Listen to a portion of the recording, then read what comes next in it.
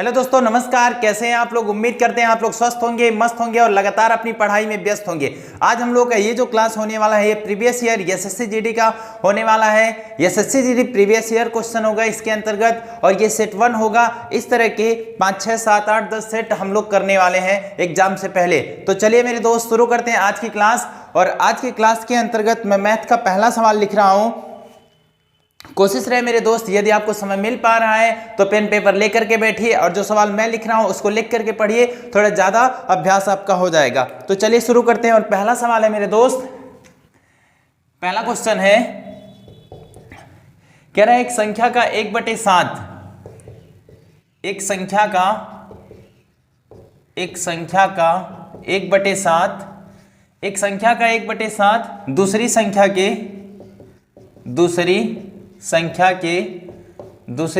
के 2/5 के बराबर है, 2/5 के बराबर है। पहली संख्या दूसरी संख्या का अनुपात क्या है? पहली संख्या दूसरी संख्या का अनुपात क्या है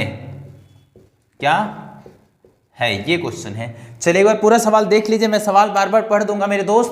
कह रहा है एक संख्या का 1/7 दूसरी संख्या के 2/5 के बराबर है। पहली संख्या दूसरी संख्या का अनुपात क्या है? ध्यान से देखिएगा। एक संख्या का 1/7, संख्या को A B C D X Y Z कुछ भी मान लीजिए या फिर नंबर कोई रख दीजिए तो भी कोई फर्क नहीं पड़ने वाला है। संख्या क्या हो गया मेरे दोस्त? पहली संख्या को A मान लीजिए, ठीक है। पहली संख्या का 1/7 हो गया। दूसरी संख्या के दूसरी संख्या को मान लीजिए B, इसको मेरे दोस्त मान लीजिए B, या पहली संख्या को ऐसे रखिए, ये पहली संख्या हो गया और इधर रखिए दूसरी संख्या, ये सबसे बेस्ट है। दूसरी संख्या के 2/7 के बराबर है। का मतलब गुणा 2/7 के बराबर है। अब इसको क्रॉस गुणा करा दीजिए। पहली फर्स्ट गुणे इधर हो जाएगा 5 बराबर 7 को उधर भेज देंगे तो सेकंड गुणे 7 दूना कितना हो जाएगा? 7 दूना हो जाएगा 14। अब जब गुणा में हो, अनुपात गुणा में हो मेरे दोस्त, एक दूसरे के विपरीत कर लेते हैं तो पहली संख्या का अनुपात दूसरी संख्या से कितना हो जाएगा? 14:5। तो इसका राइट उत्तर हो जाएगा 14:5। चलिए लिख लीजिए, फिर हम बढ़ते हैं आगे। अब दूसरा सवाल देखिएगा। कह रहा है 15% और 25% की दो क्रमिक छूटों के बराबर एक एकल छूट है। दूसरा सवाल है मेरे दोस्त, 15% और 25% की दो क्रमिक छूटों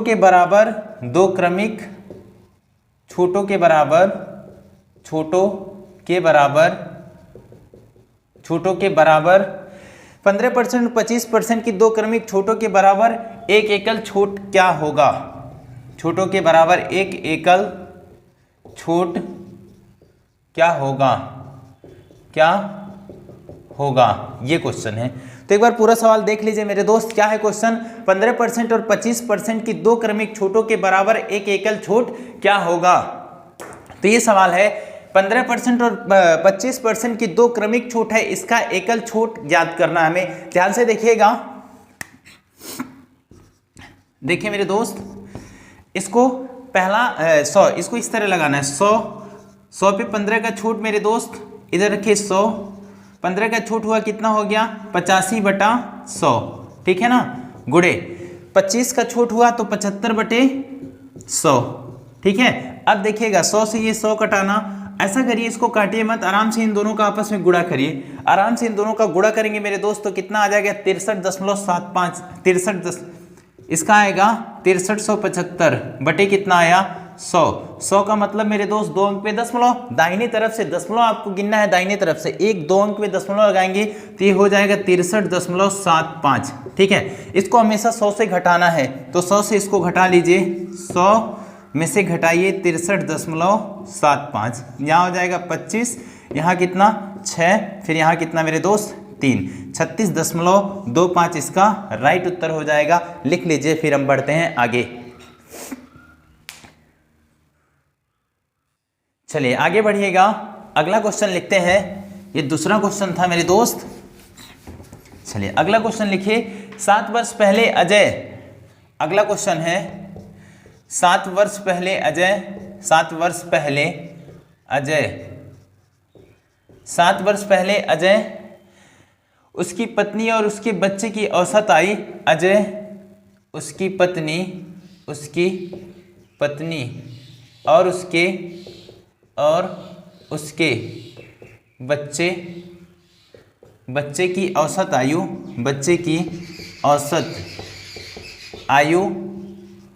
बच्चे की औसत आयु 42 वर्ष थी, 42 वर्ष थी। कितना था मेरे दोस्त? 42 वर्ष थी।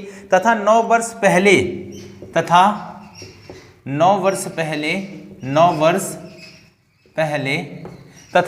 पहले अजय की पत्नी और उसके बच्चे की औसत आयु, 9 वर्ष पहले अजय की पत्नी और उसके बच्चे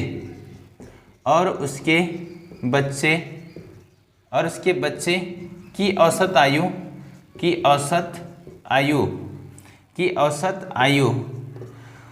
9 वर्ष पहले अजय की पत्नी और उसके बच्चे की औसत आयु 38 वर्ष थी, 38 वर्ष थी। तो अजय की वर्तमान आयु ज्ञात करें।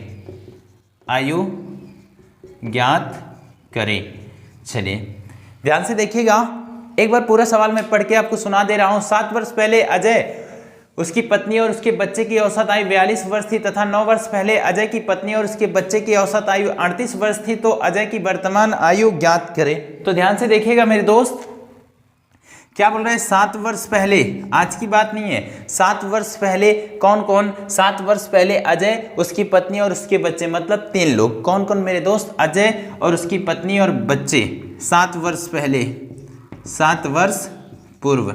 कौन कौन? 7 वर्ष पूर्व।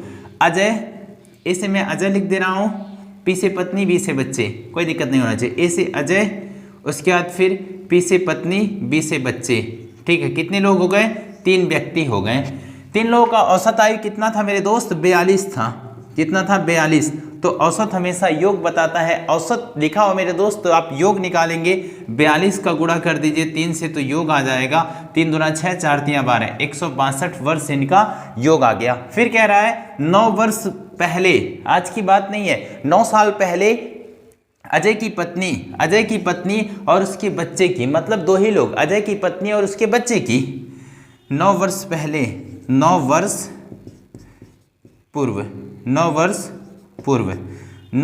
पूर्व अजय की पत्नी और बच्चे। ये अजय को हमने काउंट नहीं किया, ए से हमने अजय माना है, पी से पत्नी और बी से बच्चे। अजय को हमने काउंट नहीं किया। यहाँ पे कितने लोग हो गए? 2 लोग। इनकी औसत आयु कितनी थी मेरे दोस्त? इनकी औसत आयु 38 वर्ष थी। कितना था? 38 वर्ष। तो 38 से गुणा कराइए 2 का, 38 गुणे 2, 8 दूनी 16 को 6 हासिल 1, 3 दूना 6, 1 7, 38 दूना कितना हो गया? 76। पर ये जो है ये 7 साल पहले का है। ये कितने साल पहले का है? ये 9 साल पहले का है। वर्तमान में जाने के लिए अब 7 साल, तो 7 साल किसको? 7 साल पूर्व वाले को वर्तमान में जाने के लिए तीनों लोग तो 7 साल बढ़े होंगे। तो 7 गुणे 3 मेरे दोस्त 21 साल, 21 साल और प्लस आइए, ठीक है ना। अब जोड़िए कितना हुआ?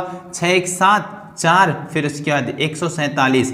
इसमें मेरे दोस्त 9 वर्ष पूर्व मतलब 2 लोग हैं। 9 साल पहले तो वर्तमान आएंगे, 9 9 18 साल, दोनों लोग 18 बढ़ेंगे, 9 9 साल दोनों बढ़ेंगे तो 18 इसमें भी जोड़िए। 8 से 14 को 4 हासिल 1, 7 1 8 1 9, 94।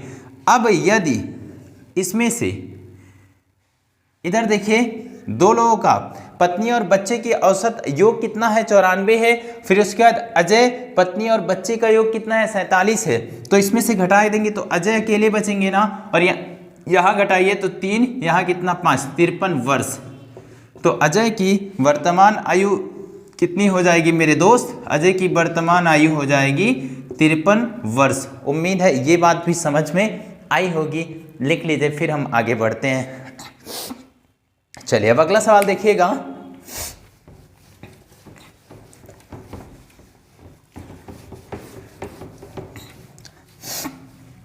अगला देखिएगा, अगला कह रहा है ए और बी की वर्तमान आयु का अनुपात। अगला सवाल है ए और बी की वर्तमान आयु का अनुपात, वर्तमान आयु का अनुपात, आयु का अनुपात, ए और बी की वर्तमान आयु का अनुपात 14:17, 14:17, 14:17 है। अब से 8 वर्ष बाद 17 है, अब से 8 वर्ष बाद, अब से 8 वर्ष, 8 वर्ष बाद, अब से 8 वर्ष बाद उनकी आयु का अनुपात 6:7 होगा। 8 वर्ष बाद उनकी आयु का अनुपात, उनकी आयु का अनुपात, आयु का अनुपात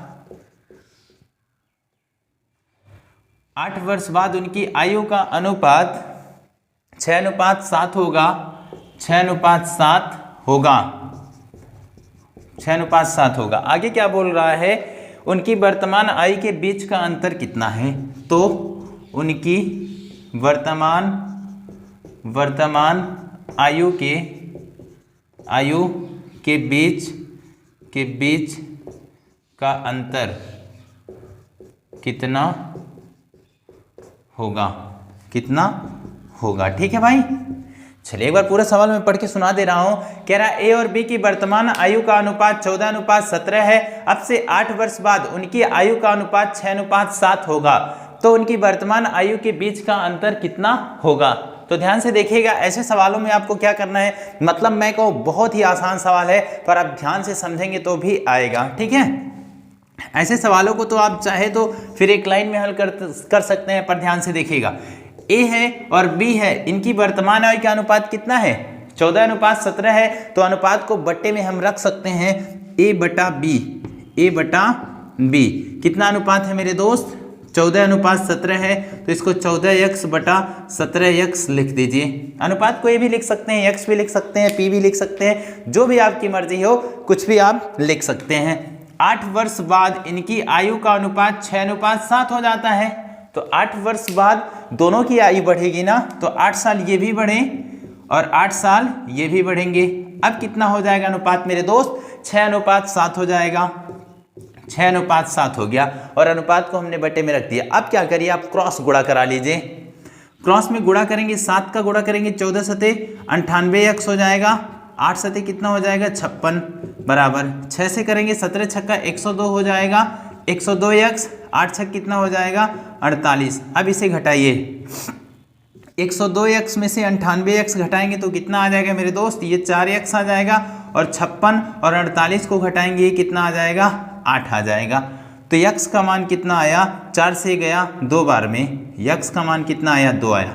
फिर लास्ट लाइन बोल रहा है उनकी वर्तमान आयु के बीच का अंतर, उनकी वर्तमान आयु का अनुपात कितना है, 14:17 है।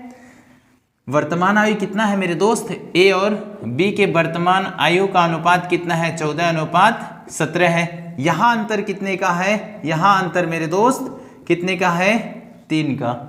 यहाँ अंतर कितने का है, 3 का, 3 का अंतर है।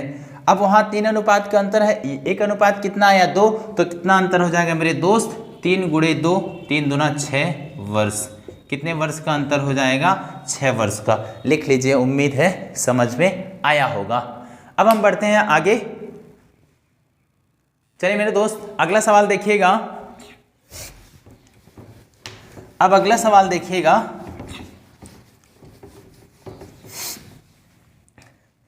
अगला क्वेश्चन है एक निश्चित कार्य को करने के लिए x और y की क्षमता का अनुपात, एक निश्चित कार्य करने के लिए, एक निश्चित कार्य को करने के लिए, कार्य को करने के लिए, करने के लिए, एक निश्चित कार्य को करने के लिए x और y की क्षमता का अनुपात, x और y की क्षमता का अनुपात, क्षमता का अनुपात, x और y की क्षमता का अनुपात 5:9 है। कितना मेरे दोस्त, 5:9 है। कितना है, 5:9 है। एक साथ कार्य करते हुए वे, एक साथ कार्य करते हुए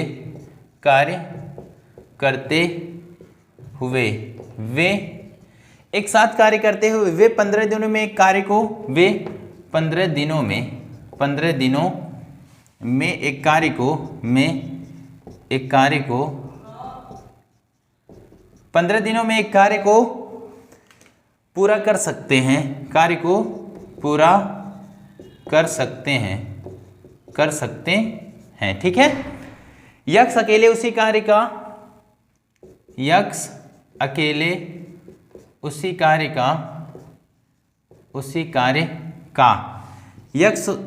उसी कार्य का 66 सही 2/3% भाग कितने समय में पूरा करेगा, ठीक है। ध्यान से देखिएगा, मैं पूरा सवाल एक बार पढ़ रहा हूं, जरा ध्यान से सुनिए। क्या है क्वेश्चन, कह रहा है एक निश्चित कार्य को करने के लिए x और y की क्षमता का अनुपात कितना है, 5:9 है। एक साथ कार्य करते हुए वे 15 दिनों में, कितने दिनों में मेरे दोस्त, 15 दिनों में एक कार्य को पूरा कर सकते हैं। यक्ष अकेले उसी कार्य का 66 सही 2/3% भाग कितने दिनों में, यानी कितने समय में पूरा करेगा। तो ध्यान से देखिएगा, सबसे पहले इनकी क्षमता का अनुपात दिया है, कौन कौन है, यक्ष और वाई हैं। कौन कौन है मेरे दोस्त, यक्ष और वाई हैं। इनके क्षमता का अनुपात कितना है, 5:9 है। यक्ष और वाई हैं और इनकी क्षमता का अनुपात 5:9 है। ये इनकी कार्य क्षमता हो गई, मतलब इनकी स्पीड है करने की, ठीक है। और वे एक साथ कार्य करते हुए 15 दिनों में एक कार्य को पूरा कर लेते हैं। अगर एक साथ करें तो कितना हो जाएगा, यक्ष प्लस वाई एक साथ करें 9 5 14 कार्य होगा। तो एक साथ करने का कार्य कितना हो जाए, तब क्षमता कितनी हो जाएगी मेरे दोस्त, 14 की स्पीड से कार्य होने लगेगा। कह रहा है वे एक साथ कार्य करते हुए 15 दिनों में एक कार्य को पूरा करते हैं। तो कुल कार्य कैसे आएगा, एक साथ करेंगे, क्षमता कितनी है मेरे दोस्त, 14 है एक साथ का, और समय कितना लगा रहे हैं, 15। तो कुल कार्य आ जाएगा क्षमता गुणे समय, कुल कार्य क्षमता गुणे समय, मतलब 14 गुणे 15। तो कुल कार्य हो जाएगा 14 गुणे 15, इसको गुणा मत करिए, ठीक है। अब आगे देखिए, कह रहा है एक कार्य को पूरा करते हैं, ठीक है। यक्ष अकेले उसी कार्य को, कौन भाई, यक्ष अकेले उसी कार्य को कितने समय में पूरा कर लेगा। यक्ष की क्षमता कितनी है, यक्ष की क्षमता है 5, और उस कार्य का 66 सही 2/3% भाग कितने समय में। आपको पता होगा 66 सही 2/3% का मान कितना होता है, 2/3 होता है। तो इसका कुल कार्य का 14 सही 14 गुणे 15 का 2/3 निकाल लीजिए। 3 से कटा कितनी बार में, 5 बार में, 5 दूना 10, तो कार्य कितना हो गया, 140 कार्य हो गया। कौन करेगा, यक्ष करेगा, तो यक्ष से करवा दीजिए। तो यक्ष बराबर 140/5 की स्पीड से करेगा, 5 दूना 10 5 8 40। तो कितने दिन लगेंगे मेरे दोस्त, 28 दिन लगेंगे। कितने दिन लगेंगे, 28 दिन इसका राइट उत्तर होगा। उम्मीद है ये बात समझ में आई होगी। चलिए अगला सवाल देखिएगा। अब अगला सवाल देखिए मेरे दोस्त,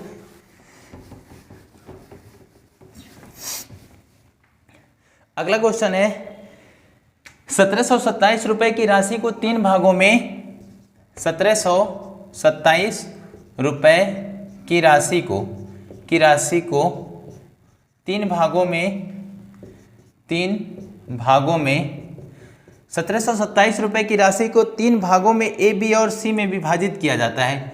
ए, बी और सी में विभाजित किया जाता है, सी में विभाजित किया जाता है, ठीक है, किया जाता है, ताकि उनकी राशि, फिर लिखा है उनकी राशि 5% साधारण ब्याज दर के साथ विभाजित किया जाता है, ताकि उनकी राशि 5% साधारण ब्याज पर 5% साधारण ब्याज दर के साथ 3 वर्ष 5% साधारण ब्याज दर के साथ 3,4 और 5 वर्षों में, और 5 वर्षों में बराबर प्राप्त हो जाए, प्राप्त हो जाए, ठीक है, प्राप्त हो जाए। तो ए का मान ज्ञात करें। तो ए का मान ज्ञात करें, ये सवाल है। चलिए ध्यान से देखिएगा, पूरा सवाल कह रहा है 1727 रुपए की राशि को 3 जनों में बांटना है, ए, बी और सी में बांटना है, और रेट कितना लगाना है 5% पर। समय कितना दिया है मेरे दोस्त 3, 4, 5 वर्षों के, यानी एक को 3 वर्ष के लिए देना है, एक को 4 वर्ष के लिए देना है, एक को 5 वर्ष के लिए देना है, लेकिन सबसे प्राप्त राशि क्या होंगी, समान होंगी। ये जो है 1727 रुपए की कुल राशि है, सबको बराबर देना है, मतलब मेरे दोस्त जो भी आएगा सब बराबर आएगा, ठीक है। तो ध्यान से देखिएगा इस सवाल को। सबसे पहली बात, सबसे फर्स्ट बात आपको क्या करना है, ए भैया जो पाएंगे ए की राशि, ठीक है ना, ए है, बी है और कौन है, सी है। ए की राशि 5% की दर से, चलिए 5 का गुणा 3 से करा लीजिए, कितने परसेंट हो जाएगा, ए के पास, मैं इधर से लिख दे रहा हूं, ध्यान से देखिएगा। ए के लिए टोटल कितना हो जाएगा मेरे दोस्त, 15% हो जाएगा। अच्छा, बी का कितना हो जाएगा, बी का मेरे दोस्त 4 से गुणा होगा तो 5 के 20% हो जाएगा। उसके बाद सी के लिए 5 से गुणा होगा तो कितना हो जाएगा मेरे दोस्त, 25% हो जाएगा, ठीक है। 15%, 20%, 25%, इसको हमने परसेंट में इसलिए बदला ताकि काम हमारा आसान हो सके। अब देखिएगा, ए के तीनों की राशि बराबर हो जाए, जब बात हो जाने की हो तो मतलब मिश्रधन की होनी चाहिए। 100 पे 15 की वृद्धि हुआ तो कितना हुआ मेरे दोस्त, 115। तीनों की राशि बराबर हो, का मतलब गुणा। बी मेरे दोस्त 20% बढ़ेगा, 100 पे 20 की वृद्धि हुई 120 हुई। सी मेरे दोस्त कितना बढ़ेगा, सी बढ़ेगा 25%, तो सी गुणे 25% मतलब 125। अब यदि ये कट रहा है तो फिर काट लीजिए, ये कट रहा है 23 बार में, और ये कट रहा है 24 बार में, और ये कट रहा है 25 बार में। जब गुणे में हो, एक दूसरे के विपरीत होती हैं, पर 3 नंबर को विपरीत कैसे करेंगे, ध्यान से देखिएगा।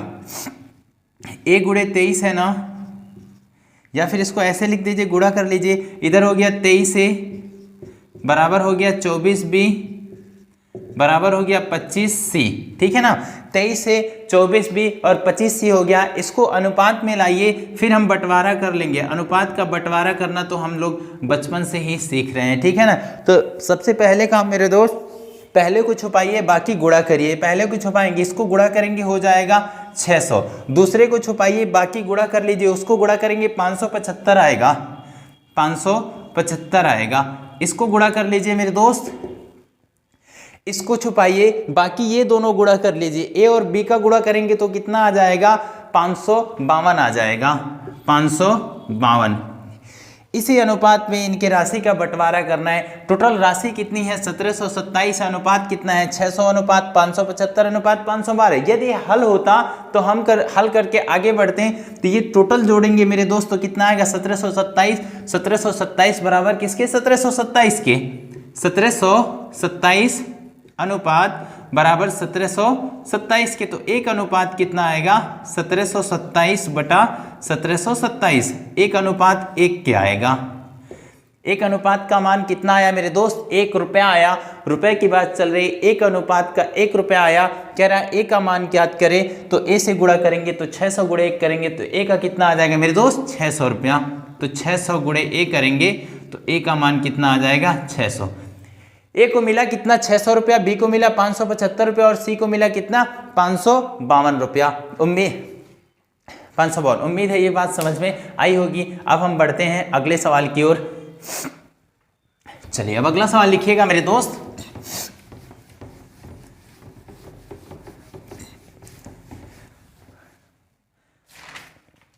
अगला सवाल है, उस अधिकतम संभव लंबाई का मान ज्ञात करें। उस अधिकतम संभव लंबाई का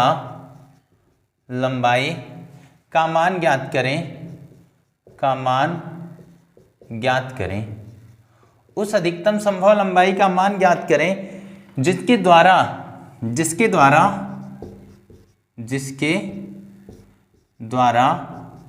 जिसके द्वारा 4 मीटर 90 सेंटीमीटर, 4 मीटर ऐसे हिंदी में लिख लीजिए, 4 metre 90 centimetre, 4 metre 90 centimetre, comma 3 metre 85 centimetre, 3 metre 85 centimetre, 3 metre 85 centimetre, 3 metre 85 centimetre. फिर आगे क्या है, और 12 मीटर 95 सेंटीमीटर, और 12 मीटर 95 सेंटीमीटर, ठीक है। 12 मीटर 95 सेंटीमीटर की लंबाई पूर्णतः मापी जा सकी, सेंटीमीटर की लंबाई पूर्णतः मापी जा सकी, ये क्वेश्चन है। चलिए मैं पूरा सवाल एक बार पढ़ देता हूं, ध्यान से सुनिएगा क्या बोल रहा है क्वेश्चन। कह रहा है उस अधिकतम संभव लंबाई का मान ज्ञात करें जिसके द्वारा 4 मीटर 90 सेंटीमीटर, ये 4 मीटर दिया है मेरे दोस्त, इधर दिया है 90 सेंटीमीटर, इधर दिया है 3 मीटर 85 सेंटीमीटर, और इधर दिया है 12 मीटर 95 सेंटीमीटर। एक चीज आप नोट बना के लिख लीजिए, गणित में तुलना करते समय इकाई हमेशा समान रखना है। तो मेरे दोस्त इस मीटर को सेंटीमीटर में कन्वर्ट कर लीजिए, ठीक है। छोटी इकाई में जाएंगे तो दशमलव में नहीं जाएगा। एक मीटर में कितने सेंटीमीटर होते हैं, 1 मीटर में 100 सेंटीमीटर होते हैं, सेंटीमीटर। ये बात तो कम से कम सबको पता होगा, गली गली के बच्चे को ये बात पता होता है, क्योंकि बच्चे जब छोटे रहते हैं वहाँ से स्कूलों में से इस बात को रटवाया जाता है। 1 मीटर में 100 सेंटीमीटर हो गए, तो 4 मीटर में कितने होंगे, 4 गुणे 100 प्लस 90, तो ये 490 हो जाएगा, 490। 3 मीटर में 3 गुणे 100 प्लस 85, तो 385 हो जाएगा, कितना 385। उसके बाद 12 गुणे 100 प्लस 95 प्लस 95, 1295 हो जाएगा, 1295। ये 490 हुआ, 385 हुआ, 1295 हुआ, 490 385 1295। इसका आप एचसीएफ निकाल लीजिए। एचसीएफ वह बड़ी से बड़ी माप होती है जो सबको डिवाइड कर सके। तो एचसीएफ निकाल लेंगे तो पूर्णतः लंबाई मतलब वह बड़े से बड़ा माप हो जाएगा जो सबको पूरा पूरा नाप सकेगा। तो इसको भी नाप सकेगा, इसको भी। तो इसका एचसीएफ निकालेंगे तो इसमें सबसे छोटी जो संख्या उससे बड़ी वाली संख्या में भाग दिया जाता है। तो 385 से भाग देंगे मेरे दोस्त, किसमें 490 में। कितनी बार में, एक बार में 385 हुआ। 10 में से 5 जाएगा 5, यहाँ 8 में से 8 जा 0, फिर यहाँ 1, 105। 105 से वापस किस में भाग देना है, 385 में भाग देना है। 385 में भाग दीजिए, कितनी बार में जा रहा है, 2 बार में जा रहा है। 105 दूना 210, 3 बार में जाएगा। 105 3 315, यहाँ 0 आया, यहाँ 7 आया, 70। इस 70 से वापस 105 में भाग देंगे। 70 से भाग दीजिए 105 में, 70 से 105 में भाग देंगे मेरे दोस्त, तो कितना आ जाएगा, 70 एक कम हो जाएगा 70। यहाँ कितना आया, 35 आया। इस 35 से वापस भाग दीजिए 70 में, 35 दूना कितना हो जाएगा 70। अंतिम जो भाजक होता है वही एचसीएफ होता है। तो इसका एचसीएफ अभी यहाँ के लिए एचसीएफ कितना आया, 35। इस 35 से मेरे दोस्त आप भाग देंगे 1295 को, तो पूरा भाग चला जाएगा। 35 से भाग दे लीजिए किसमें, 1295 में। चलिए भाग देते हैं। 35 तिया 105, 35 तिया 105, यहाँ कितना आया 4 2 और 5। 5 बार में देखिए, 5 बचे 25 को 5 पीछे 2, 5 तिया 15 16 17 और भी जा रहा है 6। 7 बार में देख लीजिए, 7 बजे 35 को 5 पीछे 3, 7 तिया 21 3 24, कितनी बार में चला गया, पूरा का पूरा 37 बार में। तो अंतिम भाजक दोनों के लिए क्या रहा मेरे दोस्त, दोनों के लिए अंतिम भाजक रहा 35 35। तो 35 जो इसका एचसीएफ होगा वही क्या होगा, इस सवाल का उत्तर होगा। तो 35 सेंटीमीटर की लंबाई का वह छड़ होगा जो सबको पूरा माप सकेगा। तो इसका राइट उत्तर कितना आया मेरे दोस्त, 35। उम्मीद है समझ आया होगा। चलिए लिख लीजिए। अब हम बढ़ते हैं आगे। चलिए अब अगला सवाल लिखिएगा। लिखिए मेरे दोस्त अगला सवाल, एक श्रमिक एक कार्य को 25 दिन में पूरा कर सकता है। एक श्रमिक एक कार्य को 25 दिन में पूरा कर सकता है।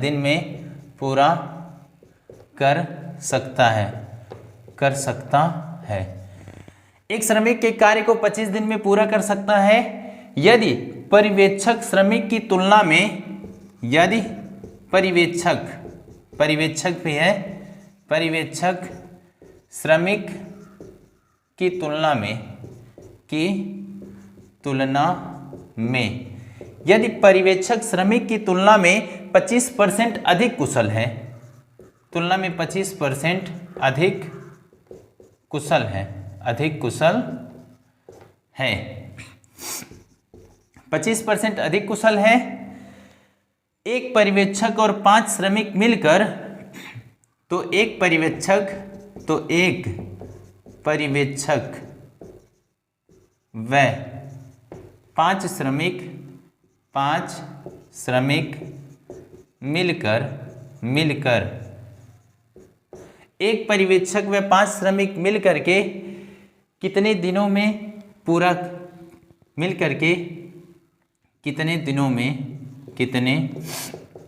में कार्य पूरा करेंगे। चलिए एक बार देख लीजिए पूरा सवाल।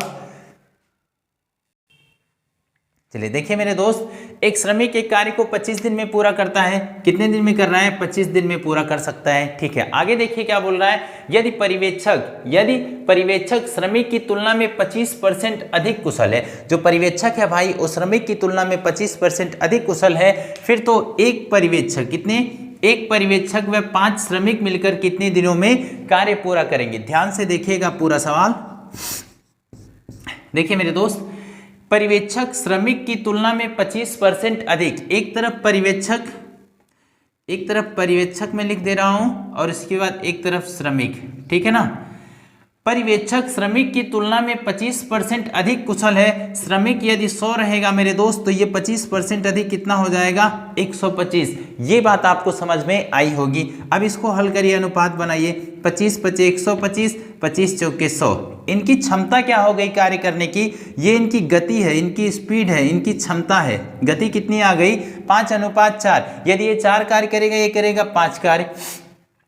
कह रहा है एक श्रमिक एक कार्य को 25 दिन में पूरा करता है। श्रमिक की स्पीड कितनी है? 4 है। और टोटल कार्य कितने हैं? टोटल समय कितना ले रहा है मेरे दोस्त? 25 ले रहा है। तो कुल कार्य हम यहां से निकाल सकते हैं। तो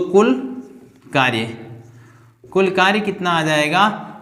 4 गुणे समय, 25 गुणे 4, 25 चौके कितना हो गया? 100 कार्य हो गया। टोटल कार्य कितना है मेरे दोस्त? टोटल कार्य 100 है। कुल 100 कार्य रहा होगा तभी 4 के स्पीड से रहा होगा, तभी ना 25 दिन आया होगा। ठीक है, कह रहा है एक पर्यवेक्षक तो एक लेना है, 1 से इसका गुणा कराइए, ये हो जाएगा 5 की स्पीड से। और 5 श्रमिक, तो 5 से इसका गुणा करवाइए, 5 चौके 20 की स्पीड से कार्य हो जाएगा।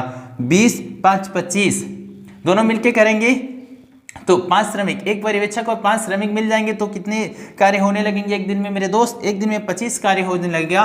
तो 100/25, तो कितने दिन लगेंगे? 4 दिन। तो 4 दिन में टोटल कार्य पूरा हो जाएगा। उम्मीद है ये बात समझ में आई होगी। ठंडी मेरे दोस्त हम लोग की तरफ बहुत तेज पड़ रहा है, इसलिए तो फिर देख ही रहेंगे आप। चलिए अब आगे लिखते हैं अगला सवाल। लिखिएगा अगला सवाल मेरे दोस्त बोर्ड मास का है। अभी आपको एक कंप्लीट बोर्ड मास का जितने टाइप के क्वेश्चन एग्जाम में बन सकते हैं सब, उसका एक वीडियो आप लोगों को मिल जाएगा, जिससे बहुत फायदा होगा। एसएससी जीडी हो गया या यूपीपी का एग्जाम हो गया, वहां 1-2 क्वेश्चन तो फिक्स है। एसएससी जीडी के एग्जाम में 2 क्वेश्चन तो बोर्ड मास के फिक्स है, यानी 2 नंबर आप एक ही वीडियो से 5-10 मिनट के वीडियो से ले सकते हैं। ठीक है, तो चलिए ये अगला क्वेश्चन है मेरे दोस्त।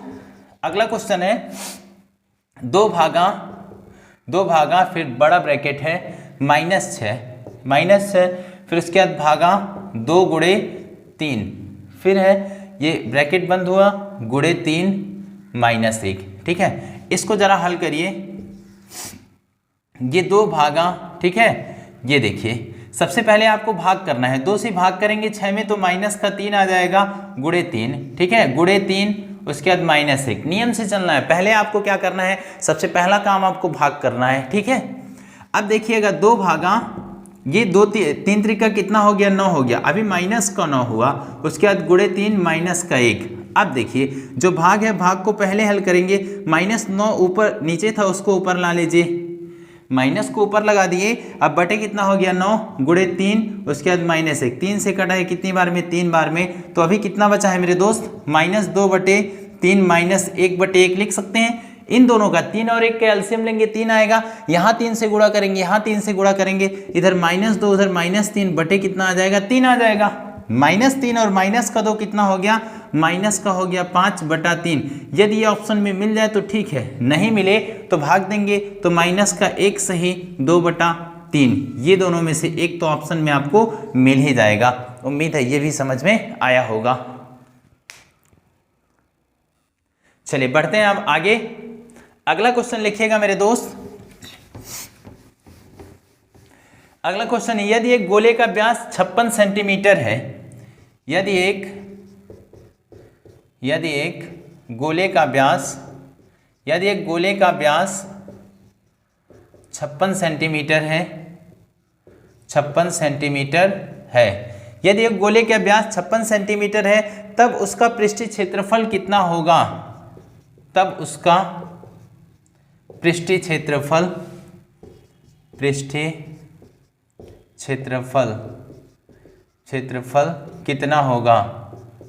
कितना होगा, तब उसका पृष्ठीय क्षेत्रफल कितना होगा। कह रहा है यदि एक गोले का व्यास 56 सेंटीमीटर है तब उसका पृष्ठीय क्षेत्रफल कितना होगा। ध्यान से आप देखिएगा, हाँ अब आपको इसमें सबसे ज्यादा जरूरी है सूत्र का। एक गोला है, मान लीजिए मेरे दोस्त ये पूरा एक गोला है, ठीक है ना। अब ये व्यास टोटल ये होता है, व्यास ये दिया है 56 सेंटीमीटर, व्यास टोटल दिया है कितना, 56 सेंटीमीटर दिया है, तो 2 त्रिज्या बराबर होता है 1 व्यास। तो व्यास दिया है कितना मेरे दोस्त, 56 दिया है, तो त्रिज्या कितना आ जाएगा, 2 से भाग जाएगा 28, त्रिज्या आ गया 28 सेंटीमीटर। कह रहा है इसका संपूर्ण पृष्ठ क्षेत्रफल, मतलब गोला संपूर्ण पृष्ठ क्षेत्रफल जिसको हम पूरा टच कर सकते हैं, गोले को चारों तरफ से टच कर देंगे तो संपूर्ण पृष्ठ क्षेत्रफल हो जाएगा सूत्र मेरे दोस्त 4πr²। गोले का संपूर्ण पृष्ठ क्षेत्रफल होता है 4πr², 4πr²। अब बस इस सूत्र पे आपको ये रख देना है, ठीक है ना। चलिए रखिए, 4 पाई का मान 22/7 और त्रिज्या कितना मेरे दोस्त 28 गुणे 28, रेडियस 28 गुणे 28 हुआ। अब जरा देखिए 7 से कटा कितनी बार में, 7 चौक 28। अब इसको टोटल आप जब गुणा करेंगे, गुणा करने पे कितना आ जाएगा मेरे दोस्त, गुणा करेंगे तो ये गुणा करेंगे तो 9856 आ जाएगा, और 9856 इसका राइट उत्तर हो जाएगा। कितना, 9856 सेंटीमीटर स्क्वायर। क्षेत्रफल, जब क्षेत्रफल की बात होगा तो स्क्वायर में आएगा, जब बात आयतन की होगी तो क्यूब में आएगा। उम्मीद है समझ आया होगा, लिख लीजिए। फिर हम बढ़ते हैं आगे। अब अगला सवाल देखिएगा, चलिए अगला सवाल लिखिए।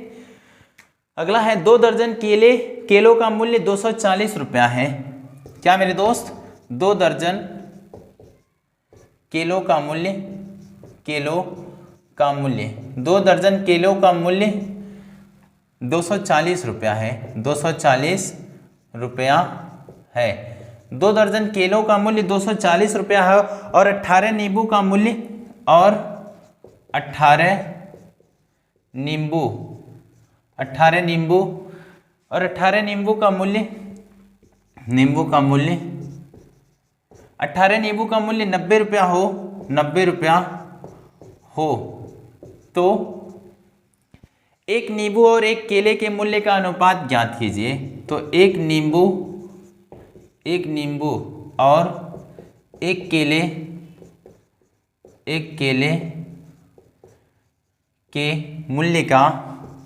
के मूल्य का अनुपात ज्ञात करें।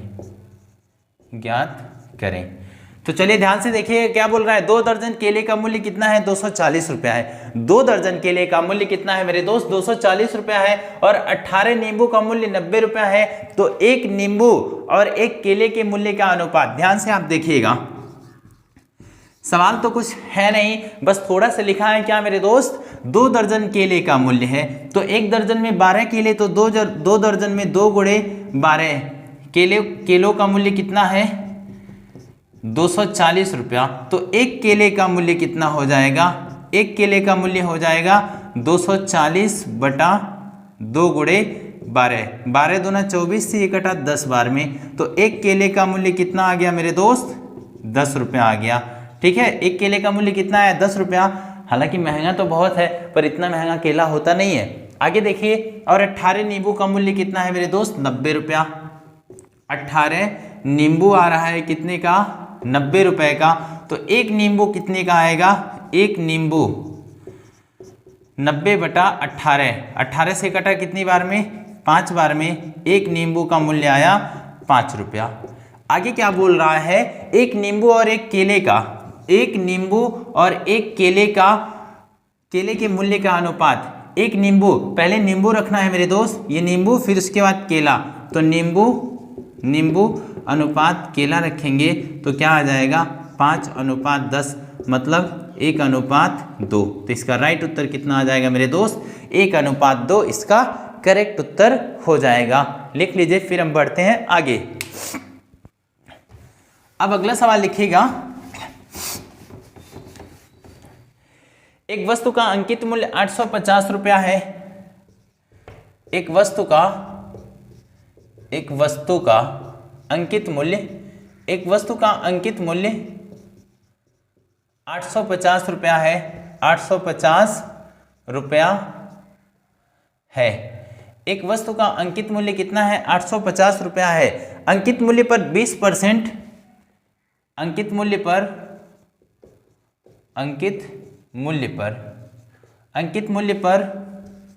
20%, 15% और x%, 15% और x% की 3 क्रमिक छूट देने के बाद, x% की 3 क्रमिक छूट देने के बाद, 3 क्रमिक छूट देने के बाद,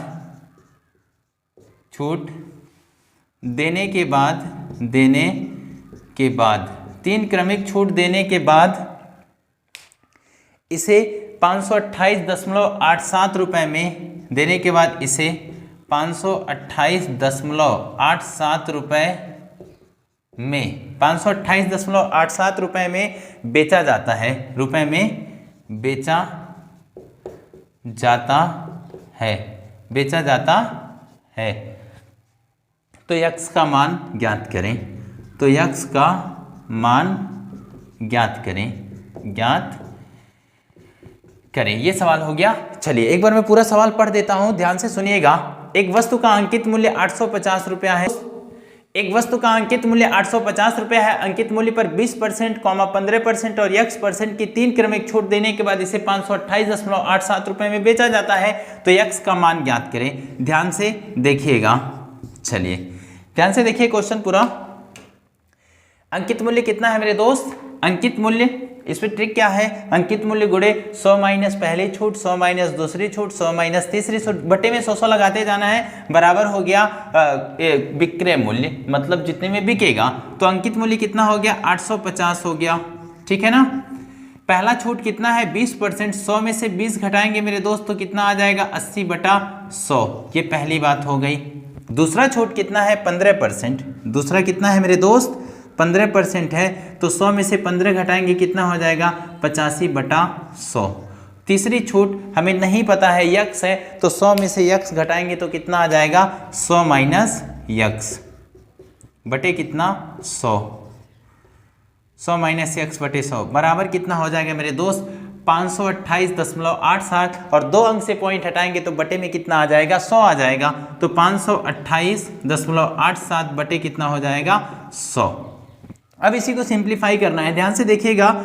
ये 100 से 100 तो कट गया, 0 से 0 कटा, 0 से ये 0 कटा, 17 से कटा 17 पचे 85, उसके बाद 20 पचे 100, 17 पचे 85, 20 4 पचे 20, 4 से कटा 4 दूनी 8, ठीक है ना।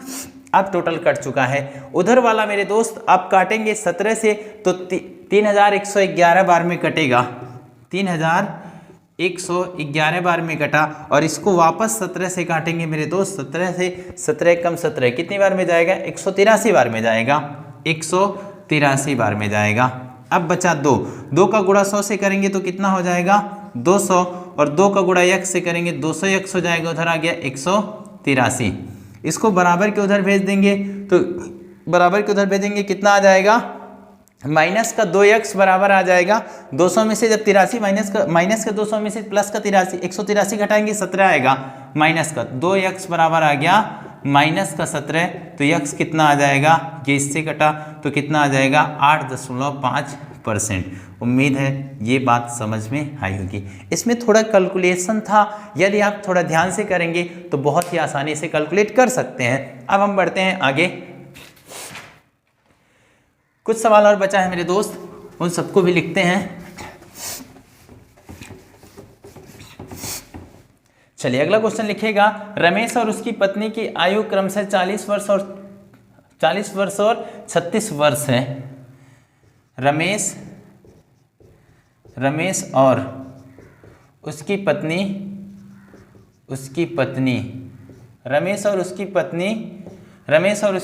की आयु क्रमशः रमेश और उसकी पत्नी की आयु क्रमशः 40 वर्ष और 36 वर्ष हैं, क्रमशः 40 वर्ष और 36 वर्ष हैं और 36 वर्ष हैं, 40 वर्ष और 36 वर्ष हैं, ठीक है। यदि उनके पुत्र और 2 पुत्रियों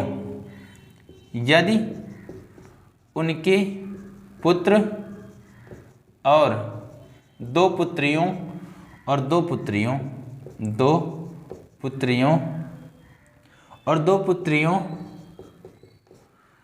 पुत्रियों की औसत आयु 13 वर्ष है, की औसत आयु 13 वर्ष है, ठीक है। तो परिवार का औसत आयु क्या है, तो परिवार का औसत आयु क्या है, औसत आयु क्या है। चलिए देखिएगा पूरा सवाल, कह रहा है रमेश और उसकी पत्नी की आयु क्रमशः 40 वर्ष, कितना वर्ष मेरे दोस्त, 40 वर्ष और कितना वर्ष है, और 36 वर्ष है। यदि उनके पुत्र और 2 पुत्री, मतलब एक पुत्र और 2 पुत्रियों की औसत आयु 13 वर्ष है, तो टोटल परिवार की औसत आयु ज्ञात करिए। ध्यान से सुनिएगा, एक तरफ कौन कौन है, पहले मेरे दोस्त रमेश है और उनकी वाइफ है, उनकी पत्नी है। रमेश भैया जो हैं कितने साल के हैं, ये 40 साल के हैं, और उसके बाद पत्नी इनकी कितनी वर्ष की हैं, पत्नी है 36 वर्ष की। ये 40 वर्ष के हैं और पत्नी है 36 वर्ष की, तो दोनों कितने वर्ष के हो जाएंगे मेरे दोस्त, ये दोनों हो जाएंगे कितने, 76 वर्ष। ये दोनों कितने वर्ष के हो जाएंगे, 76 वर्ष के हो जाएंगे। दो लोगों का योग कितना आ गया, 76 वर्ष आया। फिर आगे जरा देखिए, कह रहा है यदि उनके पुत्र और 2 पुत्रियों, एक पुत्र और 2 पुत्रियों की औसत आयु 13 वर्ष है, एक पुत्र है 2 पुत्री है, टोटल सदस्य कितने हो गए, 3 लोग हो गए। 3 लोगों का औसत आयु कितना है, 13 है, तो योग कितना हो जाएगा मेरे दोस्त, योग हो जाएगा 13 तिया 39 वर्ष। कितना हो जाएगा, 39 वर्ष। 76 वर्ष ये दोनों हुए, और बच्चे कितने, 39 वर्ष हुए। कुल औसत बराबर होता है योग बटे संख्या। टोटल कितने लोग, 3 यहाँ हो गए, 2 यहाँ, टोटल हो गए 5। एवरेज बराबर योग बटे संख्या होता है, संख्याओं का योग बटे संख्या। टोटल योग करिए तो औसत आ जाएगा 76 प्लस 39, 76 प्लस 39 बटे 5, जोड़िए 9 6 15 को 5 हासिल आया 1, 7 3 10 1 11, 115 बटे 5। जब आप भाग देंगे कितना आ जाएगा, 23 वर्ष। तो इनकी औसत आयु पूरे परिवार की कितनी हो जाएगी मेरे दोस्त, पूरे परिवार की औसत आयु 23 वर्ष हो जाएगी। उम्मीद है ये बात भी समझ में आया होगा। अब हम बढ़ते हैं आगे, चलिए आगे बढ़िए।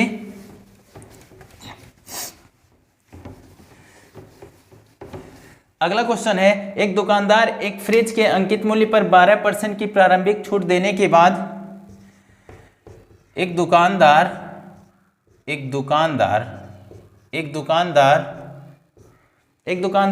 फ्रिज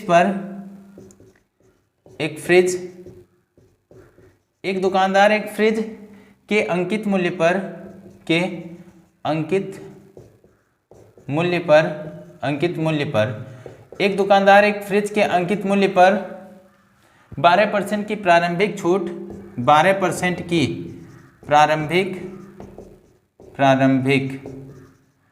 प्रारंभिक छूट 12% की प्रारंभिक छूट देने के बाद रियायती मूल्य छूट देने के बाद रियायती मूल्य पर 17% मूल्य पर 17% की छूट देता है, 17% की छूट देता है, ठीक है ना। यदि अंतिम विक्रय मूल्य 21,912, यदि अंतिम विक्रय मूल्य यदि अंतिम विक्रय मूल्य 21,912 रुपए हो तो अंकित मूल्य ज्ञात करें। तो अंकित मूल्य ज्ञात करें। ये पूरा सवाल हो गया। चलिए मैं पूरा सवाल एक बार पढ़ के आपको सुना देता हूं। क्या है क्वेश्चन, एक दुकानदार एक फ्रिज के अंकित मूल्य पर 12% की प्रारंभिक छूट देने के बाद रियायती मूल्य पर 17% की छूट देता है। यदि अंतिम विक्रय मूल्य 21,912 रुपये हो तो अंकित मूल्य ज्ञात करें। ध्यान से देखिएगा मेरे प्यारे दोस्त, ध्यान से पूरे सवाल का हल देखिएगा। चलिए इसको मैं मेरे दोस्त दूसरे मार्कर से लिख दे रहा हूँ, नीले वाले मार्कर से। उम्मीद है ये मार्कर भी आपको दिखेगा। चलिए ध्यान से देखिएगा। एक दुकानदार एक फ्रिज के अंकित मूल्य पर 12% की प्रारंभिक छूट, अंकित मूल्य को ए लिख दीजिए, ए पर 12% की प्रारंभिक छूट देता है। कितने परसेंट का छूट दे रहा है? 12% का छूट दे रहा है। तो 100 से 12 छूट देगा मेरे दोस्त, तो कितना हो जाएगा? 88। 100 में से 12 घटाएंगे 88 आ जाएगा, 88/100। प्रारंभिक छूट देने के बाद रियायती मूल्य पर, यानी जो छूट मिला उसके बाद भी कितने परसेंट का छूट दे रहा है? 17% का छूट दे रहा है। तो 100 पे 17 का छूट हो जाएगा मेरे दोस्त, 83/100 हो जाएगा, बराबर। उसके बाद विक्रय मूल्य टोटल कितना आ गया? 21,912 आ गया, 21,912 रुपया हो गया। अब इसी को आप हल करके क्या लाना है आपको मेरे दोस्त? इसको हल करके आपको अंकित मूल्य लाना है। जरा ध्यान से देखिएगा। ये 11×8 = 88, 11 से 11 कम 11, 11 9 99, फिर 11 से 99 2, 11 कितनी बार में कट रहा है? 1992 बार में ये पूरा कट जा रहा है। फिर 8 से ये कटेगा मेरे दोस्त, कितनी बार में 8 से कट रहा है? 8 से कट रहा है 249 बार में, 249 बार में। अब फिर 83 से भाग दीजिए 3 बार में, ये पूरा का पूरा चला गया। इधर 100 × 100 है, बराबर के उधर भेज देंगे तो कितना हो जाएगा? 3 × 100 × 100, तो कितना हो जाएगा अंकित मूल्य मेरे दोस्त? 30,000 रुपया। कितना हो जाएगा? 30,000। इकाई, दहाई, सैकड़ा, हजार, 10,000, 30,000 आप गिन सकते हैं बहुत ही आसानी से। हालांकि आप किसी पार्टी में नहीं है कि आपको गिनने नहीं आता, आप पढ़े लिखे व्यक्ति हैं, ठीक है ना। चलिए अब आगे हम बढ़ते हैं, अगला सवाल लिखते हैं। ध्यान से देखिएगा। अगला सवाल है मेरे दोस्त,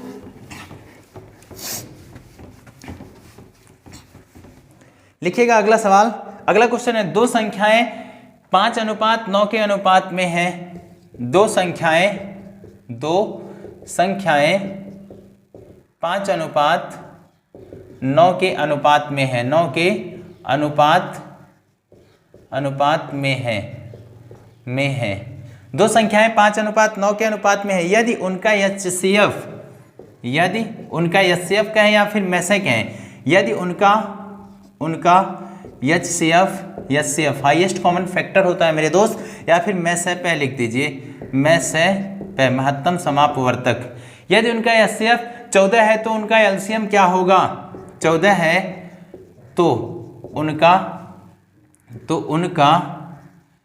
एलसीएम क्या होगा, मतलब लेस है पे क्या होगा, ठीक है ना, क्या होगा, ये सवाल है।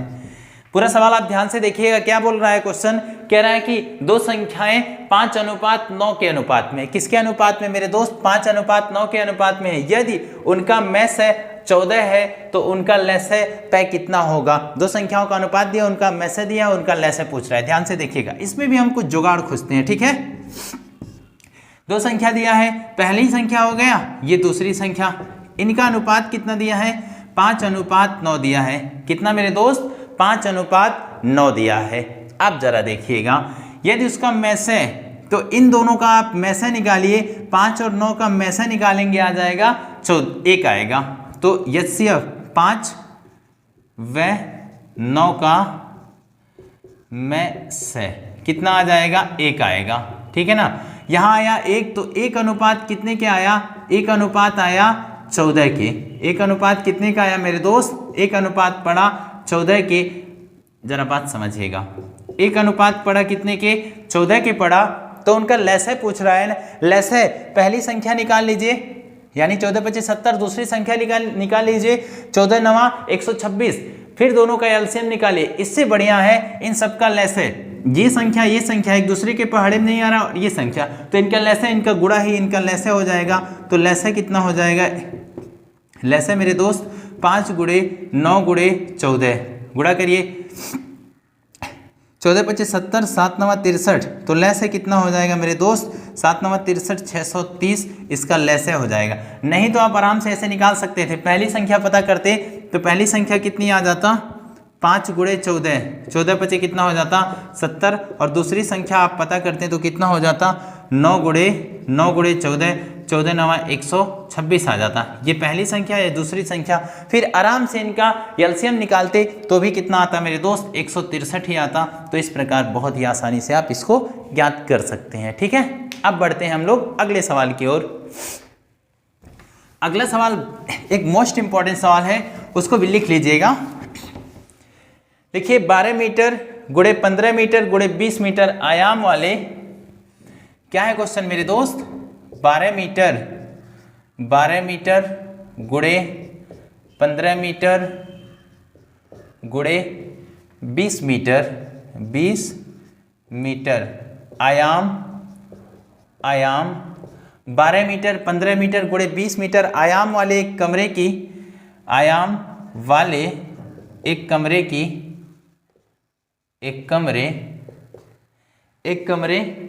की चारों दीवारों को, एक कमरे की चारों दीवारों को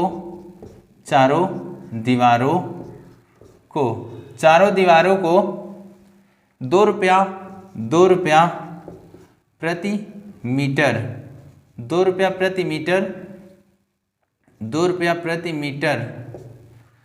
प्रति मीटर की दर से सफेदी कराई जानी है। प्रति मीटर की दर से सफेदी कराई जानी है,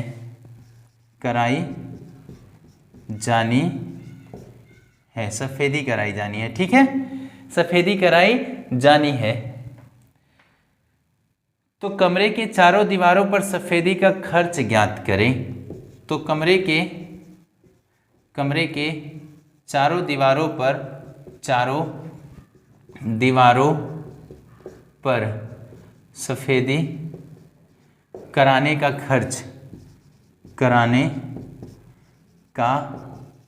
खर्च ज्ञात करें। ये सवाल हो गया। बहुत ही अच्छा सवाल है मेरे दोस्त, ध्यान से देखिएगा। बोल रहा है कि एक कमरा है, उसकी लंबाई चौड़ाई और ऊंचाई दिया है LBH। ये जब भी रहेगा मेरे दोस्त तो लंबाई चौड़ाई ऊंचाई LBH के फॉर्मेट में होता है, लंबाई गुणे चौड़ाई गुणे ऊंचाई होता है। का आयाम वाला एक कमरे के चारों दीवारों को 2 रुपये प्रति मीटर की दर से, चारों दीवारों को रंगना है, मतलब मेरे दोस्त इस दीवार को रंगना है, इस दीवार, आप जिस कमरे में वहां सोचिए इधर वाली दीवार को रंगना है, इधर वाली दीवार के फ्रंट साइड की आगे, मतलब इधर आगे, उसके बाद पीछे, इन चारों दीवारों को रंगना है। इन चारों दीवारों को जब आप पेंट करेंगे मेरे दोस्त तो उसी का खर्चा पूछ रहा है। तो आपको एक सूत्र पता होना चाहिए, द मोस्ट इंपॉर्टेंट सूत्र है चारों दीवारों का क्षेत्रफल, चारों दीवारों का क्षेत्रफल, चारों दीवारों का क्षेत्रफल होता है परिमाप गुणे ऊंचाई या फिर 2 लंबाई LB इंटू एच, ये लिख सकते हैं। परिमाप गुणे ऊंचाई लिखे या फिर 2 लंबाई प्लस चौड़ाई कोष्टक में, ये तो परिमाप का ही फार्मूला है ना। फिर उसके बाद मेरे दोस्त खर्चा ज्ञात करना है, तो खर्चा का फार्मूला होता है खर्चा बराबर भाव गुणे मात्रा, भाव गुणे मात्रा। कितनी क्वांटिटी है तो मात्रा में क्या रहेगा मेरे दोस्त, ये चारों दीवारों का क्षेत्रफल रहेगा मात्रा में, तो मात्रा में चारों दीवारों का क्षेत्रफल रखिए। चलिए ध्यान से देखिएगा, खर्चा हमें पता करना है ना, भाव कितना है 2 रुपया है, मात्रा में रखेंगे 2 लंबाई प्लस चौड़ाई, लंबाई कितना दिया है 12 मीटर दिया है, तो लंबाई की जगह पे रखिए 12, चौड़ाई कितना मेरे दोस्त 15 मीटर दिया है तो 15, और हाइट कितना दिया है, हाइट दिया है 20 मीटर तो 20 रखिए। ठीक है, अब इसी को हल करना है, ध्यान से देखिए। ये हो गया 15 12 27, 27 दूना 54, कितना 2 गुणे 27 गुणे 20। इसको हल करेंगे तो आएगा 2160 रुपया। कितना मेरे दोस्त 2160 रुपया। उम्मीद है ये बात समझ आई होगी। आपको जब भी चारों दीवारों का क्षेत्रफल पूछे तो परिमाप गुणे ऊंचाई करना है। क्या करना है मेरे दोस्त, परिमाप गुणे ऊंचाई। उम्मीद है ये बात भी समझ में आई होगी, लिख लीजिए। चलिए मेरे दोस्त, मुझे लग रहा है समय इससे ज़्यादा मोहलत नहीं दे रही है। हम लोग काफ़ी देर से लगभग 1 घंटे का एक क्लास हुआ और इसमें हम लोग एसएससी जीडी के प्रीवियस ईयर के बहुत सारे क्वेश्चन का डिस्कस किए। ये प्रीवियस ईयर का सेट 1 था, सेट 2 धीरे धीरे करके 4 5 6 7 8 10 जितना हो पाएगा उतना हम लोग एग्जाम से पहले कवर कर लेंगे। ये आपके एग्जाम के लिए बहुत ही हेल्पफुल होने वाला है, क्योंकि मेरे दोस्त एक बार आप प्रीवियस ईयर क्वेश्चन देख के गए रहेंगे तो वहाँ बड़ा फायदा होगा। मैं भी ऐसे ही करता था, previous year question text book से निकाल के जितना भी प्रीवियस ईयर टेक्स्ट बुक और अलग अलग जगहों से जहाँ से मुझे प्रीवियस ईयर क्वेश्चन मिल पाया था सारा मैंने प्रैक्टिस किया था, इसलिए एग्जाम में ये बड़ा हेल्प करता है। आप 20 में 20 सही करके आ जाएंगे। तो कैसा लगा मेरे दोस्त मेरा क्लास, कमेंट करके जरूर बताइएगा। और स्वस्थ रहिएगा, मस्त रहिएगा, लगातार अपने सपनों की वर्ती के लिए, अपनी सरकारी नौकरी के लिए लगातार मेहनत से पढ़ते रहिए। अपना ख्याल रखिएगा। धन्यवाद।